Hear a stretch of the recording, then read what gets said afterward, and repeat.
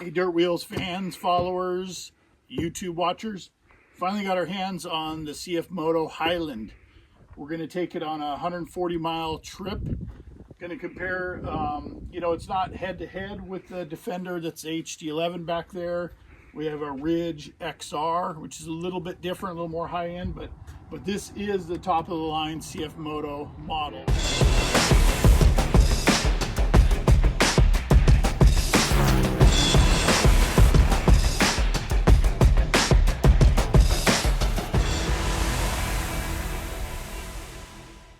The UFORCE Highland's been taking the industry by storm, literally.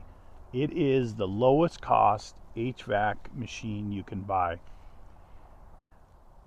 It's about $10,000 less expensive than a fully loaded Ranger, fully loaded Defender, fully loaded Ridge.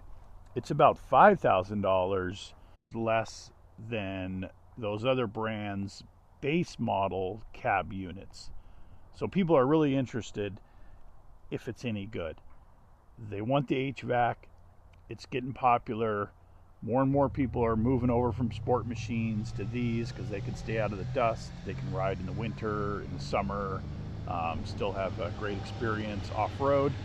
And that's why we're taking a look at the UFORCE Highland. And we've brought a couple other machines along that we had in our stable, just to get some comparisons on certain things: fit and finish, comfort, noise, vibration, ride quality, things like that. It's not a head-to-head with those guys, but it is definitely a closer look at the CFMOTO UFORCE Highland.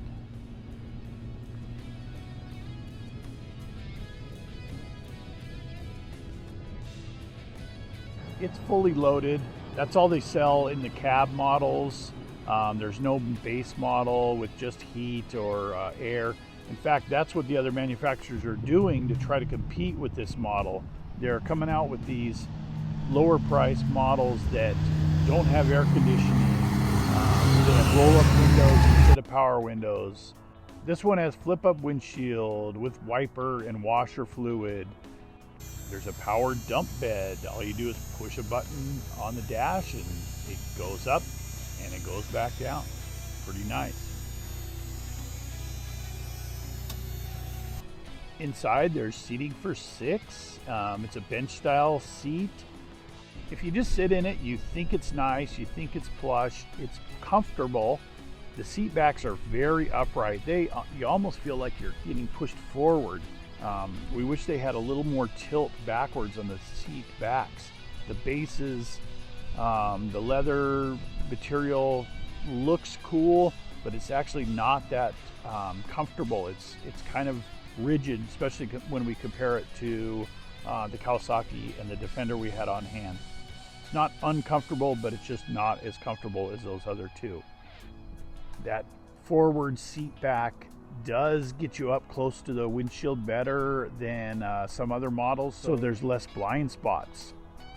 Some of the other models you kind of have to lean forward or lean back to see around a corner. This one has pretty good visibility looking out of the vehicle. More cup holders there, cup holder in the door, lots of room, lots of storage.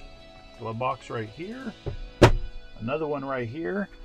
The owner's manual tells you to leave your funnel in there, which is crazy because that'll get dirty. So power was impressive. Down low, it was responsive, a little stronger than the other two models we had on hand, which was surprising. Top speed, it tops out around 70 miles an hour. Another thing we were really concerned with was noise. It's not overly loud by any means. We didn't think it was loud, but it is not as quiet as the Ridge or the Defender HD11. Probably about 2 or 3 decibels higher, maybe 2 decibels higher at 50 miles an hour. Probably about even. Those other ones might even get louder at high speed, but at cruising 30 to 50 miles an hour, it's actually louder than the other two machines, but not loud or annoying by any means. Not as loud as, say, a Polaris Expedition. The suspension was fair. would have to say we were on a very pothole covered roadway for miles and miles, so we really got to feel the slow speed comfort and then the high speed bump absorption on this trip. Here's a good look under that hydraulic dumping bed. Got your CV box there, washer fluid back here, 3-cylinder. It's about almost 100 horsepower, I believe. 3-cylinder, 100 horsepower kind of rated machine.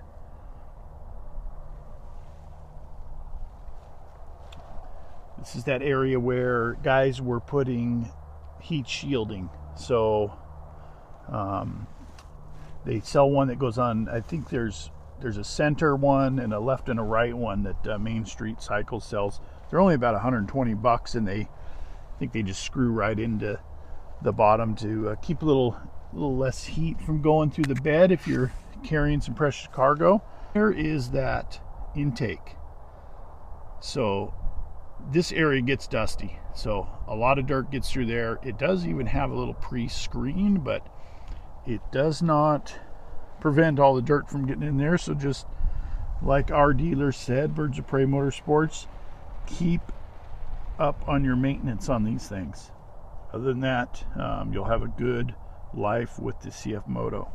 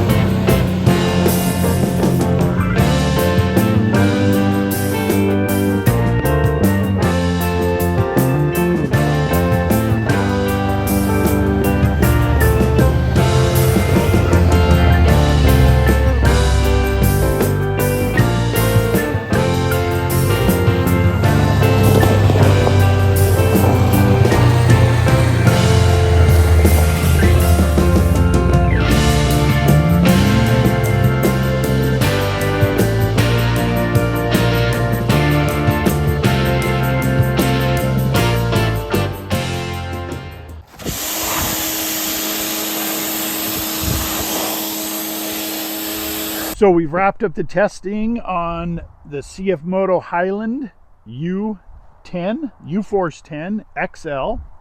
That's the 6-seater Pro. That's got all the bells and whistles.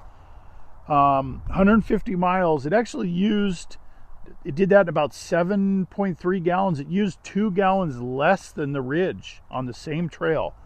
So very good fuel mileage out of this rig so far.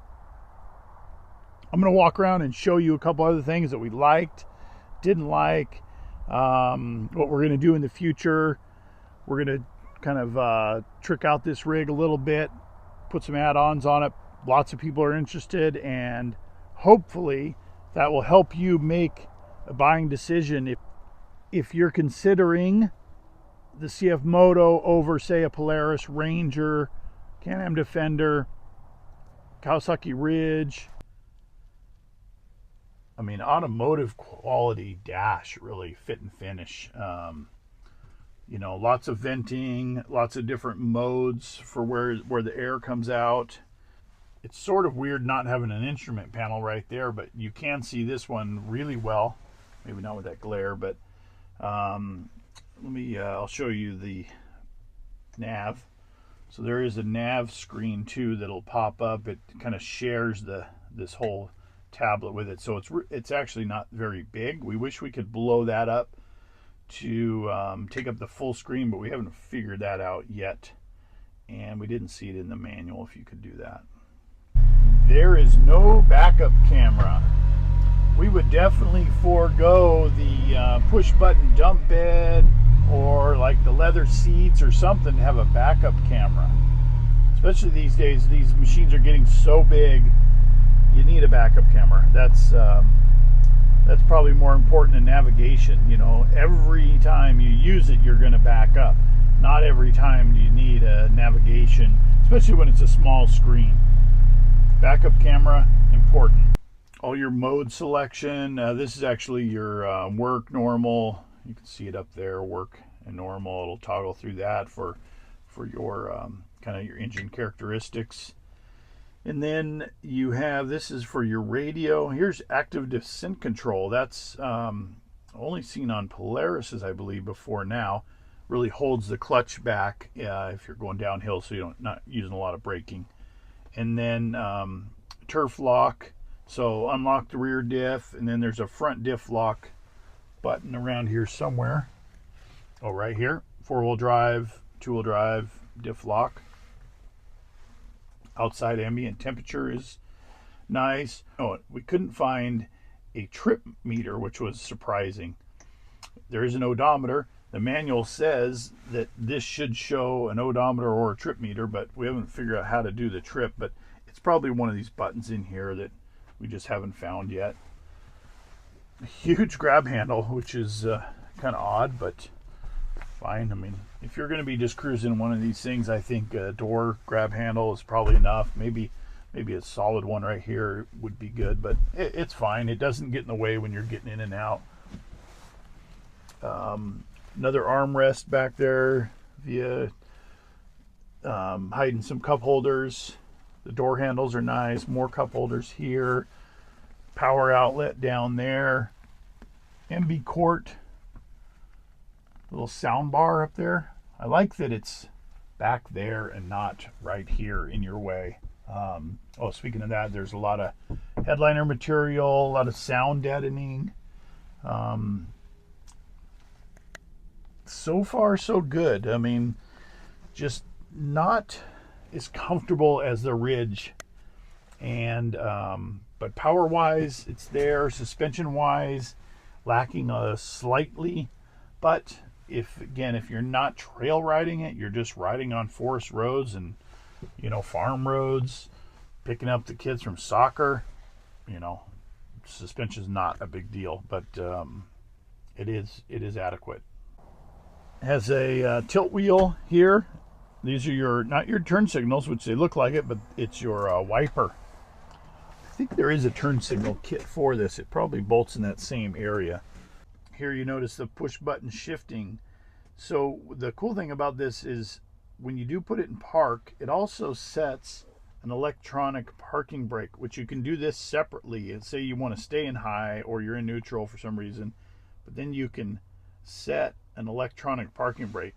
But when you use this normal shift pad here, it does it automatically. So when you go out of park and then go into high or neutral, it will it'll disengage that electronic parking brake. There's your HVAC controls here. So you got a fan, but and your venting will come out near your windshield if you need to defrost up there.